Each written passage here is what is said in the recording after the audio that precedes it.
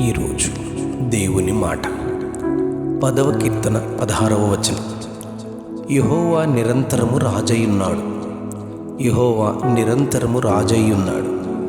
నిజ జీవితంలో సామాన్యంగా రాజులు, రాజ్యం, ప్రజలు, ప్రభుత్వం, పరిపాలన వీటన్నిటినీ భూమి మీద మనం గమనిస్తాం. ఈ రాజ్యాలు, రాజులు, ప్రజలు, ప్రభుత్వం ఇవన్నీ కొద్ది రోజులే, కొన్ని సంవత్సరాలే. కానీ దేవుని రాజ్యాన్ని గూర్చి రాజుగా ఆయన పాలన, ఆయన శాసనాలు, ఆయన నిర్ణయాలు ఇవి ఆత్మీయమైనవిగా నిరంతరము నిలిచేవిగా ఉన్నాయి. 102వ కీర్తన 27వ వచనంలో ఆయన ఏకరీతిగా ఉండువాడు, ఆయన సంవత్సరములకు అంతము లేదు అని చెప్పబడింది. హెబ్రీ గ్రంథకర్త 1వ అధ్యాయంలో ప్రపంచముల నిర్మాణము, ఆయన సృష్టిని గూర్చి తెలియచేస్తూ భూమికి పునాదులు వేసితివని 1వ అధ్యాయం 10వ వచనంలో చెబుతారు.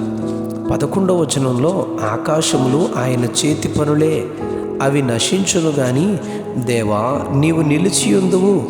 సృష్టి అంతా వస్త్రము వలె పాతగిలును, నీవు ఏకరీతిగా ఉన్నావు అని దేవుని గణపరుస్తాడు. 24వ కీర్తనలో మహిమగల రాజును గూర్చిన వివరణ మనం చదువుతాం. గుమ్మములారా మీ తలలు పైకెత్తుకొనుడి, మహిమగల రాజు ప్రవేశించున్నట్లు మీ తలలు పైకెత్తుకొనుడి అని చెబుతారు. సైన్యములకు అధిపతియగు యెహోవాయే ఈ మహిమగల రాజు, బలశౌర్యములు గల యెహోవా, యుద్ధశూరుడైన యెహోవా అని పరలోక రాజ్యమును గూర్చి స్తుతిస్తారు. 1 దినవృత్తాంతాలు 29వ అధ్యాయం 11వ వచనంలో యెహోవా రాజ్యము నీది అని దేవునిని ఘనపరుస్తాడు. 99వ కీర్తనలో యెహోవా రాజ్యము చేయుచున్నాడు, ప్రభావమును ఆయన వస్త్రముగా ధరించుకొని ఉన్నాడు అని ఆయనను గూర్చి చెబుతూ 2వ వచనంలో సదాకాలము ఉన్నవాడు నీవే అని చెప్పబడింది.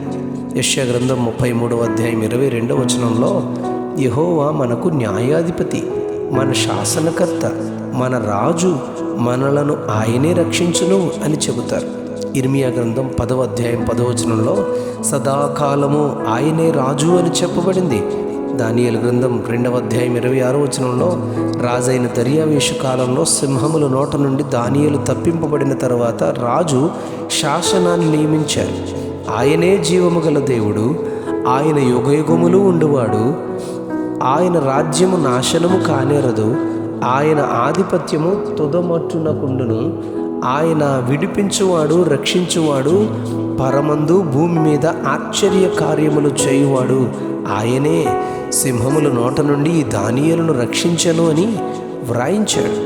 29వ కీర్తన 10వ వచనంలో ప్రళయ జలముల మీద యెహోవా ఆసీనుడై ఉన్నాడు, యెహోవా నిత్యము రాజుగా ఆసీనుడై ఉన్నాడు అని దేవుని కనపరుస్తూ ఉన్నాడు. ప్రకటన గ్రంథంలో 19వ అధ్యాయం 16వ వచనంలో రాజులకు రాజును, ప్రభువులకు ప్రభువును అనే నామము ఆయన వస్త్రము మీదను తొడ మీదను వ్రాయబడి ఉన్నది అని యోహాను దర్శనములో చూచి చెబుతారు. అవును, సృష్టికర్త అయిన దేవుడు, శాశ్వతుడైన దేవుడునైన యెహోవా నిరంతరము రాజై ఉన్నాడు. ఆయనే రాజ్యమును జరిగించువాడు అని చెప్పబడింది. నిరంతరము స్తోత్రార్హుడునైన దేవుడు కొనియాడబడునుగాక, స్తుతింపబడునుగాక, ఆరాధింపబడునుగాక. ఆమెన్, ఆమెన్, ఆమెన్. యెహోవా నిరంతరము రాజై ఉన్నాడు. యెహోవా నిరంతరము రాజై ఉన్నాడు. ఆమెన్.